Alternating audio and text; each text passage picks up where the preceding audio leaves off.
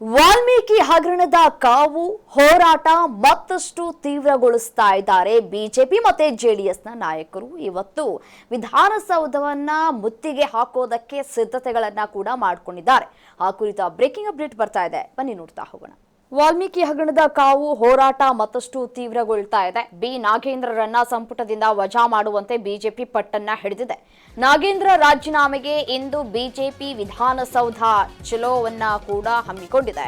Freedom ಪಾರ್ಕ್ನಿಂದ ಕೇಸರಿ ಪಡೆಗಳ ಬೃಹತ್ ಪ್ರತಿಭಟನೆ ನಡೆಯಲಿಕ್ಕಿದೆ. ಬಿವೈ ವಿಜಯೇಂದ್ರ ನೇತೃತ್ವದಲ್ಲಿ ಸರ್ಕಾರದ ವಿರುದ್ಧ ಸಮರವನ್ನ ಸಾರಲಿಕ್ಕಿದ್ದಾರೆ. ನಾಗೇಂದ್ರ ರಾಜೀನಾಮೆ ಸಿಗುವವರೆಗೂ ಹೋರಾಟವನ್ನ ನಾವು ನಿಲ್ಲಿಸೋದಿಲ್ಲ. ದಲಿತರ ಹಣ ದುರ್ಬಳಕೆ ಆರೋಪಕ್ಕೆ ಬಿಜೆಪಿ ಆಕ್ರೋಶವನ್ನ ವ್ಯಕ್ತಪಡಿಸ್ತಾ ಇದೆ. ಅಗತ್ಯ ಬಿದ್ದರೆ ರಾಜಭವನದ ಬಾಗಿಲು ತಟ್ಟುತ್ತೇವೆ ಅಂತ ಹೇಳ್ತಾ ಇದ್ದಾರೆ ಆರ್ ಅಶೋಕ್. ಸೊ ಹಾಗಾಗಿ ಇವತ್ತು ಪ್ರತಿಭಟನೆಯ ಕಾವು ಮತ್ತಷ್ಟು ಹೆಚ್ಚಾಗುವಂತಹ ಸಾಧ್ಯತೆಗಳು ಕೂಡ ದಟ್ಟವಾಗಿ ಕಾಣಸಿಗ್ತಾ ಇದೆ. ಈ ವಿಚಾರಕ್ಕೆ ಸಂಬಂಧಪಟ್ಟಂತೆ ಮತ್ತಷ್ಟು ಅಪ್ಡೇಟ್ಸ್ ಬರ್ತಾ ಇದೆ, ನೋಡ್ತಾ ಹೋಗೋಣ. ಬಿಜೆಪಿ ಪ್ರತಿಭಟನೆ ಹಿನ್ನೆಲೆ ವಿಧಾನಸೌಧದ ಬಳಿ ಹೈ ಅಲರ್ಟ್ ಅನ್ನ ಕೂಡ ಹಮ್ಮಿಕೊಳ್ಳಲಾಗಿದೆ.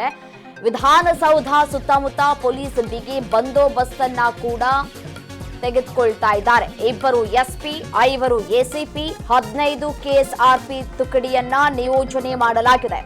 500ಕ್ಕೂ ಹೆಚ್ಚು ಪೊಲೀಸರು ಭದ್ರತೆಗೆ ನಿಯೋಜನೆ ಕೂಡ ಮಾಡಲಾಗಿದೆ. ವಿಧಾನಸೌಧದ ಒಳಗೂ ಹೊರಗೂ ಪೊಲೀಸ್ ಕಣ್ಗಾವಲನ್ನ ಕೂಡ ಹೆಚ್ಚು ಮಾಡಲಾಗಿದೆ. ವಿಧಾನಸೌಧದ 4 ದ್ವಾರಗಳಲ್ಲೂ ಕೂಡ ಹೆಚ್ಚುವರಿ ಭದ್ರತೆಯನ್ನ ಕೂಡ ಒದಗಿಸಲಾಗಿದೆ. ನೋಡಿ, ವಾಲ್ಮೀಕಿ ನಿಗಮ ಹಗರಣದ ಹಿನ್ನೆಲೆಯಲ್ಲಿ ಸಚಿವ ಬಿ ನಾಗೇಂದ್ರ ಅವರ ರಾಜೀನಾಮೆಗೆ ಆಗ್ರಹಿಸಿ ಬಿಜೆಪಿ ಇವತ್ತು ಬೃಹತ್ ಪ್ರತಿಭಟನೆಯನ್ನ ನಡೆಸಬೇಕು ಅಂತ ಹೇಳಿ ಸಿದ್ಧತೆಯನ್ನ ಮಾಡಿಕೊಂಡಿದೆ.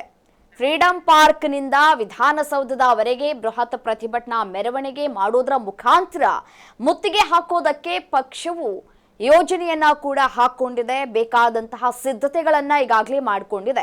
ಕಳೆದ 1 ವಾರದಿಂದಲೂ ಕೂಡ ಸದನದ ಒಳಗೆ ಮತ್ತು ಹೊರಗೆ ಈ ವಿಚಾರದಲ್ಲಿ ಗದ್ದಲ ಸೃಷ್ಟಿಸಿರುವಂತಹ ಬಿಜೆಪಿ ತನ್ನ ಹೋರಾಟವನ್ನ ನಿರ್ಣಾಯಕ ಹಂತಕ್ಕೆ ಕೊಂಡೊಯ್ಯೋದಕ್ಕೆ ಮುಂದಾಗ್ತಾ ಇದೆ.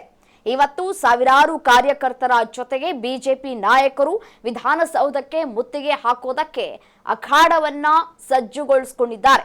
ನಾಗೇಂದ್ರ ರಾಜೀನಾಮೆಗೆ ಆಗ್ರಹಿಸಿ ಬಿಜೆಪಿ ನಿರಂತರವಾಗಿ ಹೋರಾಟವನ್ನ ಮಾಡ್ಕೊಳ್ತಾ ಬರ್ತಾ ಇದೆ. ಜಿಲ್ಲಾ ಮತ್ತೆ ತಾಲೂಕು ಕೇಂದ್ರಗಳಲ್ಲೂ ಕೂಡ ಹಗಲು ರಾತ್ರಿ ಪ್ರತಿಭಟನೆಗಳು ಕೂಡ ಆಗಿದೆ. ಇದನ್ನ ಇಲ್ಲಿಗೆ ಬಿಡುವ ಮಾತೇ ಇಲ್ಲ.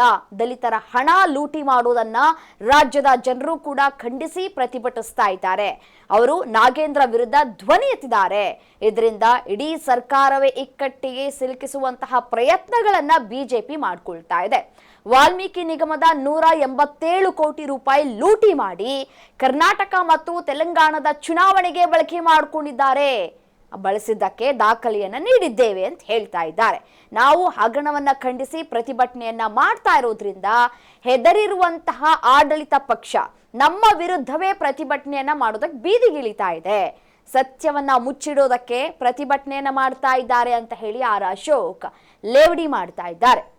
ಬಿಜೆಪಿ ರಾಜ್ಯ ನಾಯಕರಾದಂತಹ R Ashok, BY Vijayendra, Chalavadi Narayanaswamy, N Ravikumar ಮತ್ತೆ ಪ್ರೀತಂ ಗೌಡ ನೇತೃತ್ವದಲ್ಲಿ 3 ಪ್ರತ್ಯೇಕ ತಂಡಗಳನ್ನ ಕೂಡ ರಚನೆ ಮಾಡಿಕೊಳ್ಳಲಾಗಿದೆ. ವಿಧಾನಸೌಧಕ್ಕೆ ಮುತ್ತಿಗೆಯನ್ನ ಈ 3 ತಂಡಗಳು ಹಾಕ್ಲಿಕ್ಕಿವೆ. ಪ್ರತಿಭಟನೆಗೆ ಬೆಂಗಳೂರು ನಗರದ ಪ್ರತಿ ವಿಧಾನಸಭಾ ಕ್ಷೇತ್ರದಿಂದ ತಲಾ 200 ಕಾರ್ಯಕರ್ತರನ್ನ ಕರೆತರಬೇಕು ಅಂತ ಹೇಳಿ ನಾಯಕರು ಸೂಚನೆಯನ್ನ ಕೊಟ್ಟಿದ್ದಾರೆ. ಜೆಡಿಎಸ್ ಸಹ ಈ ಪ್ರತಿಭಟನೆಗೆ ಸಾಥ್ ನೀಡೋದಕ್ಕೆ ಮುಂದಾಗಿದ್ದು ರಾಜ್ಯ ರಾಜಕೀಯದಲ್ಲಿ ಮತ್ತೊಂದು ದೊಡ್ಡ ಸಂಘರ್ಷಕ್ಕೆ ವೇದಿಕೆ ಸಿದ್ಧವಾಗ್ತಾ ಇದೆ.